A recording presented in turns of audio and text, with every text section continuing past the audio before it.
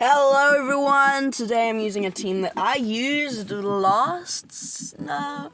maybe in Timeless Travels, I don't know, a few seasons ago. Well, actually no, I think it was last season. Last season. Very balanced, very good. It's A/, Safe Swap. It should be Annihilate, and Gligar, and because, like, if you see a Fire Lead, if you swap into your Annihilate, then Gligar can just clean it up in the back. Core breakers include Talonflame, Charizard, Mantine as such, but to be honest, like, Alone and Sandslash is just so good into this Pokemon. Just throwing neutral Ice Punches, it can beat them. I mean, we beat a few Pelippas in this video. No Mantines. I think there was a Mantine. Yeah, there is a Mantine. But anyway, let's hop into the battles. So we're gonna lead, as I said, Pelippa. So this is a core breaker, but we've got Ice Punch, which is neutral, and I'm running Powder Snow because I did get a good Shadow today. It was like a 0-12-5. I think I'll build that and give it Shadow Claw. So I've got a Powder Snow non-Shadow, then a Shadow Claw Shadow. So yeah. Okay. So Ice Punch does a lot to Pelippa, as you can see. We basically wall them. They can throw Weather Ball, but like Weather Ball is such it's not like the craziest move. You know what I mean? Like it does around 30%. So they do have back-to-back, but I know I can survive another one. But I do want to shield, because if they shield this Ice Punch, they can potentially farm me down, and then I lose switch in the one shield, which sucks. Gonna fire out this Ice Punch. They'll probably just take shield advantage. Yeah, they will just take shield advantage and leave with switch. They're coming in with a Lantern, so that makes me feel like, whoa, they're like very weak. We do lag a bit, like a lot. I mean a lot. What the heck, game? Jeez, yeah, no, the lag was okay. It was pretty bad today. But I gotta say, there was a lot of people just swapping into like coming in with lanterns into my A/. Like really. Ooh, maybe I should make a video of Kanto Sandslash. Ooh, that would be a very good video. Because it has like Mud Shot, right? Mud Shot, Night Slash, and then like Scorching Sands. That's not bad actually. So yeah, we will outpace them to the dig against this Gligar. I mean, against this Lantern. If they want to shield, that's fine. No, they don't. They'll just take a shield advantage. And they've got a Unova and Stunfisk in the back, so they're going to shield Unova and Stunfisk, but this game's... No, there's nothing I can do here. Because, like, really, a 2-shield Unova and Stunfisk cannot beat a Gligar. Everything is they resist it unless they have Muddy Water, but, like, really? Who's running Muddy Water? They do shield the Aerial Ace Bait. I'm going to swap in here just to absorb the energy and maybe get to a Shadow Ball, maybe? Can we get to a Shadow Ball? No. So, yeah. I'm going to be firing off the Mud Bomb. Mud Bomb does some okay chip damage. Now, I will be able to get to the next... okay. They will outpace me to the next Mud Bomb, but I can just survive this and get to the Shadow Ball, either dealing some big damage or grabbing their final shield. Either one is great here. I do lag a bit. They will get to another Mud Bomb. But that is fine. I can just leave it and just come in with my Gligar and just, like, go for a dig and farm down. So I should be able to outpace the next dig, even if they did go for move. It's like triple resisted, so yeah. I will win CMP against this Unova Stunfisk, going for the dig, and dig will be enough to knock them out from this range, old Calamon Toast style. Now they realize there's no way to win, and they just continue that. Oh no, they just no shield. Next game. Oh, perfectly. Arlon Sandslash against a Gliscor. Now this is an amazing matchup. They can only build up to Earthquake, and Earthquake, it's so much energy. We can just shield it and, farm them down. So this will be on a CMP tier to either a Sand Tomb, Aerial Ace, or Night Slash. So I know this is not an Earthquake. I can comfortably no shield this and see what are they going to do here. They end up going for a Sand Tomb, very spicy move on my opponent. They do get the attack, or no, defense drop, sorry. Getting it mixed up with Icy Wind. We will win CMP on the next Sand Tomb and Ice Punch. So if they want to shield this, again, we will get switch advantage. So they just take their non-switch advantage. And they're going to be coming in with a Crustle. This is a very cool Pokemon. I would love to use it because its really only weakness is water and water, to be honest. Water and another one I can't remember. But anyway, they will be shielding up the drill run, and now we have a big shield advantage with 2 Pokemon that do very well here because they resist every single move. Gonna come in with my Annihilate just in case they might have like a fire in the back or something. I don't have to disrespect a single thing they can throw here because they are completely walled. They will be going for the Exorcist that is double resisted, or what's it called? I don't know. I was going to say something in the main games. They're coming in with a Water Gun Lapras, and this is not an answer to the Annihilate. They are extremely weak to Annihilate. There's no way they're going to win this. Shadow Bolt deals big damage, and I'm going to try catch, but I do not keep track of their energy because I cannot count with Water Gun. I'm going to be shielding up. It is just the Surf, and I should be able to farm down, come out with a Shadow Ball. Now, Shadow Ball will be enough to KO, and I still don't have to respect a single thing this thing can throw.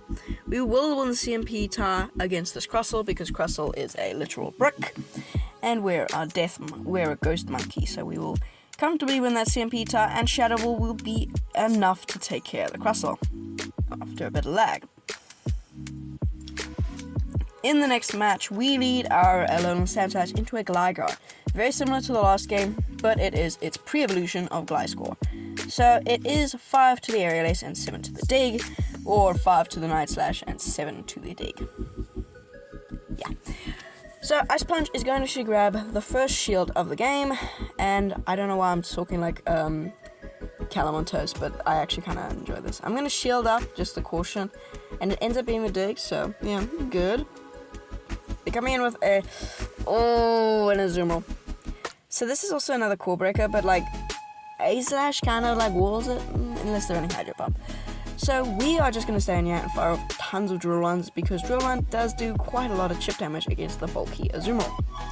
They do throw in good timing, and they will be firing off the Ice Beam or Play Rough, depending on which one they want to throw. They do go for the Ice Beam, but that is triple resisted, or no, double resisted, so that's not going to do anything from coming from an Azumarill.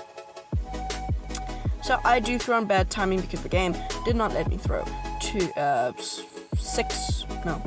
instead of 4.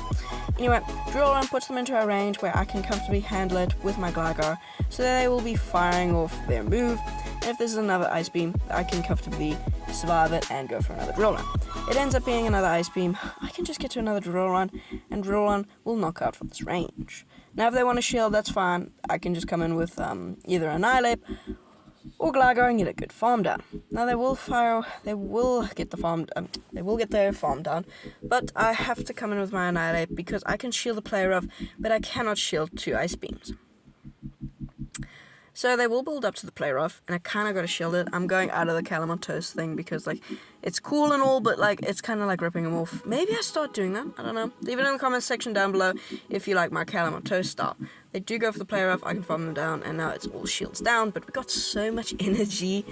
They're coming back into that with the Gligar. I'm going to fire off the Night Slash. I know I could have gone for the Shadow Ball, but I kind of want to just do that.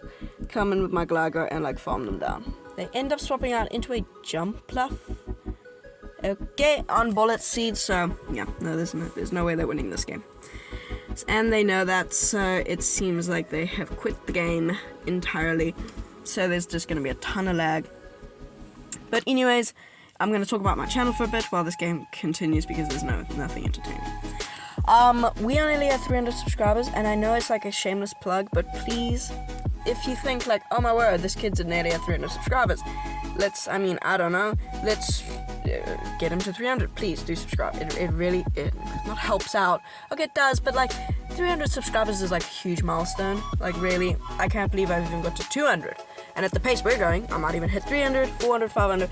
Heck, I might even get to 1,000. And that would be my ultimate goal. Then I can just, then I can be free. Because I'm making all these videos when I'm like, I'm making this video on June 30th, and this video should be going up on, I don't know, sometime in July, because I'm going away on holiday, so I wanted to get some videos out so I can keep momentum.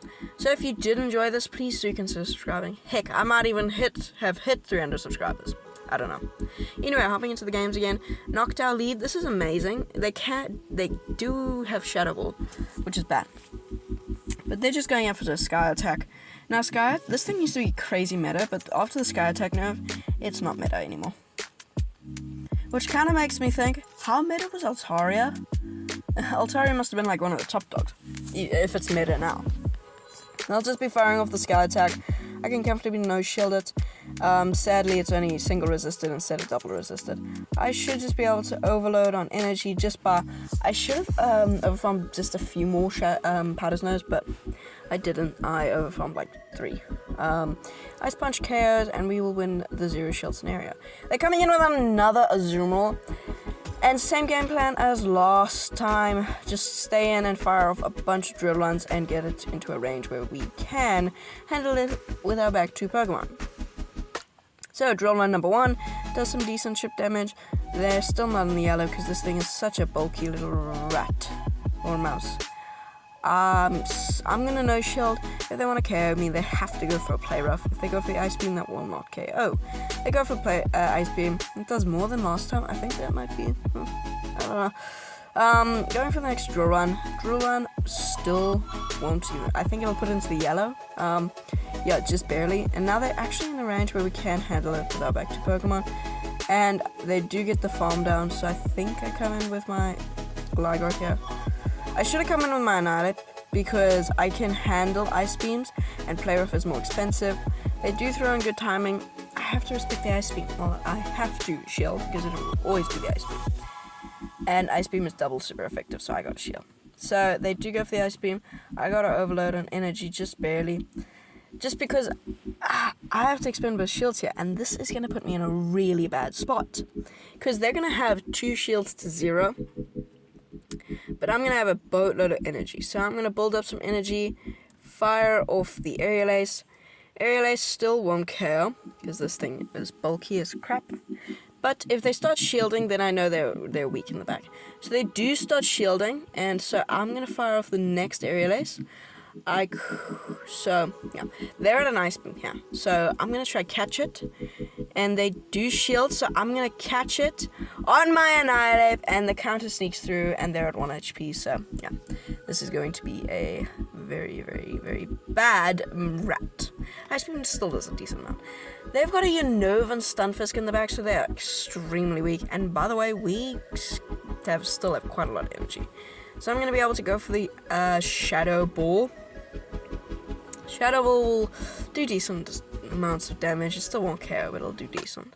Shadow Ball puts them into a range where we can counter down unless they go for a move. They will go for a move. Mud Bomb won't KO. Yes, they have to go for actually Discharge, right? Yeah. They do go for the Mud Bomb, and that will not KO, so I should be able to get... Okay. I will not get to a Sandslash, but I can just farm them down, and there's no way they're going to win this. They can go for as many moves as they want. This thing cannot beat Gligar. So yeah, Mud Bomb comes through, that does nothing to the bulky Gligar. And yeah, the Wing Attack sneaks through, so we win that game. Next one. Okay, so this is, you might think, oh, Rock resist Ice, so this is a kind of bad matchup. No, Rock does not. So I was like, okay, this is decent. And then I was like, wait a minute. That thing is taking super effective from my Powder Snows. Weird.